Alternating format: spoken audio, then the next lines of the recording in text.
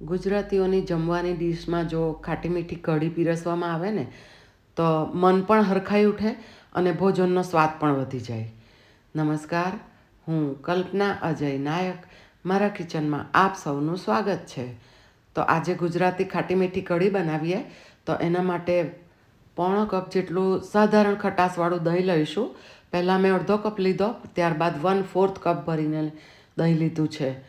અને 2 ચમચી જેટલો ચણાનો લોટ ઉમેરીશું અને દહીં સાથે લોટને સારી રીતે મિક્સ કરવાનું છે. લમ્સ ના રહે એ રીતના સ્મૂથ બનાવી દેવાનું છે. તમે ઘાટી છાશ હોય એમાંથી પણ કઢી બનાવી શકો છો. તો હવે આ રીતે મિક્સ થઈ જાય ને એટલે પાણી ઉમેરીશું. તો 2 કપ પાણી લઈશું અને હવે એક મસાલો તૈયાર કરીએ. તો મિક્સર જારમાં 1 ઇંચ જેટલા આદુના ટુકડાને કટ કરીને લીધા છે. 3 તીખા મરચાં લીધા છે. તીખાશ જોઈએ એ પ્રમાણે તમારે મરચાં લેવાના. અને ફ્રેશ કઢી પત્તા ઉમેરીશું 10થી 12. અને 1 ટીસ્પૂન જેટલું શેકેલું જીરું છે અને 2 ટેબલ સ્પૂન જેટલા ફ્રેશ તુવેરના દાણા છે.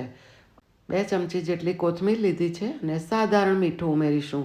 તમે આ મસાલાની અંદર આંબા હળદર પણ ઉમેરી શકો છો. મારી પાસે આજે નથી એટલે મેં નથી ઉમેરી. હવે આ મસાલો આપણે જે કઢીનું બેટર તૈયાર કર્યું છે મિશ્રણ, એની અંદર મેં ઉમેરી દીધો છે. વિડીયો લેવાનો રહી ગયો હતો, મોબાઈલ ઓફ હતો, મને ખ્યાલ જ નહીં રહ્યો. અને સ્વાદ પ્રમાણે મીઠું ઉમેરીશું. આપણે સાધારણ મીઠું મસાલો ક્રશ કર્યો ને એમાં પણ ઉમેર્યું હતું. અને 1/2 ટીસ્પૂન 2 વખત મેં ખાંડ ઉમેરી છે. આ કઢીની ખાસિયત એ છે કે ખાટી મીઠી હોય છે એટલે ખાંડ તમને હજી પણ થોડી વધારે જોઈએ ને તો તેટલી તમે ઉમેરી શકો. હવે કઢી બનાવવા માટે ગેસ પર જાડા તળિયાવાળી તપેલી લીધી છે. એની અંદર 2 ચમચી ઘી મૂકીશું. કઢી મોટે ભાગે ઘીમાં વઘારાય છે. અને રાઈ ઘણા લોકો કઢીમાં યુઝ નથી કરતા. જો તમે નહીં ઉમેરતા હોય તો સ્કીપ કરજો. અને 1 ટીસ્પૂન જેટલું જીરું લીધું છે અને 1/4 ટીસ્પૂન જેટલી હિંગ લીધી છે. અને ફ્રેશ કઢી પત્તા ઉમેરીશું. વઘારમાં પણ આ રીતે તમારે થોડા ઉમેરવાના. અને 3 સૂકા ગોળ મરચાં લીધા છે. 2 ઇલાયચીના ફોતરા થોડા અલગ કરીને લીધા છે. 2 લવિંગ અને 2 તજની નાની લાકડી લઈશું અને વઘારમાં ઉમેર્યું છે. હવે વઘાર સારી રીતે ફૂટી જાય ને એટલે 1/8 ટીસ્પૂન જેટલી હળદર લઈશું. હળદર ઉમેરવી ઓપ્શનલ છે. ઘણા લોકો કઢીમાં હળદર નથી ઉમેરતા. તમે જો ના પસંદ હોય ને તો સ્કીપ કરી દેજો. પરંતુ ચપટી જેટલી હળદર આ રીતે વઘારમાં ઉમેરશો ને તો બહુ જ સરસ આવશે ટેસ્ટ. અને આપણે જે છાશનું એટલે કે કઢીનું મિશ્રણ તૈયાર કર્યું હતું ને એ ઉમેરી દીધું. અને ઉમેર્યા બાદ હવે એને ખાસ હલાવતા રહેવું જરૂરી છે, નહીંતર છાશ ફાટી જાય એટલે કે કઢી ફાટી જશે.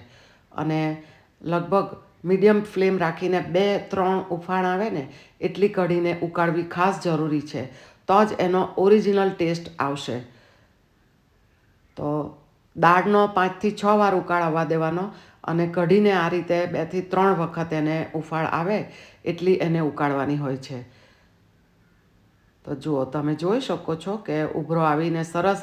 અને આપણે મિક્સરમાં જે મસાલો તૈયાર કર્યો ને એ આખા વરસ માટે સ્ટોર કરવા માટે કેવી રીતે બને એનો મેં અલગથી વિડીયો મૂકીને આ ચેનલ પર પોસ્ટ કરેલો છે.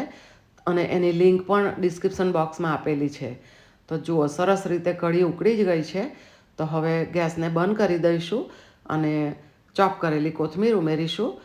ઘણા લોકો કઢીમાં થોડું લસણ ઉમેરવાનું પણ પસંદ કરે છે. તો તમે જો ચાહો તો ઉમેરી શકો. તો હવે સરસ ગરમા ગરમ કઢીનું સર્વિંગ કરીશું.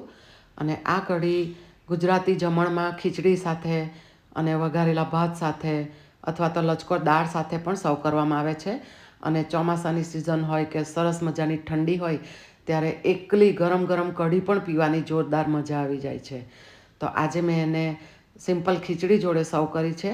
અને સાથે થોડું ઘણું જો મેથીના અથાણાનો ચટાકો મળી જાય ને તો ખીચડી અને કઢી ખાવાની પણ મજા આવી જાય છે.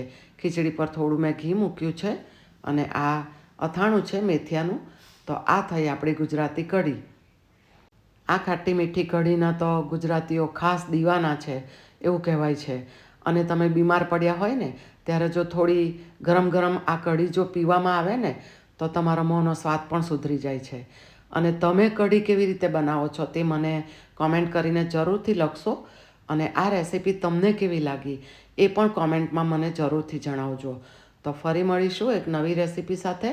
ત્યાં સુધી તમે તમારું અને પરિવારનું ચોક્કસપણે ધ્યાન રાખજો અને આવજો.